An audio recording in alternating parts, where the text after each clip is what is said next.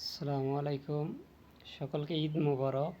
তো আমি একটা কথা শেয়ার করতে চাইছিলাম, সেটা হলো ঘরে যদি কারো ছোট বাচ্চা থাকে, তো ওখানে ঈদের দেখা যাচ্ছে অনেকের মার্কেট সবাই ফ্যামিলি সহ সবাই কেনা সমর্থন হয় না বা সুযোগ হচ্ছে না।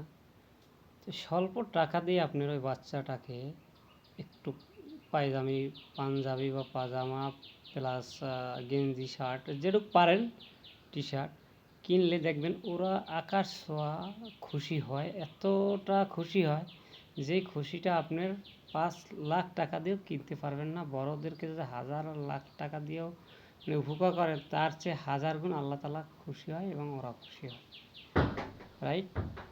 তো যাদের ঘরে বাচ্চারা আছে তাদেরকে অন্ততপক্ষে এটুকু খেয়াল করবেন, ওদেরকে আগে খুশি রাখবেন, তাতে আল্লাহ খুশি হয়।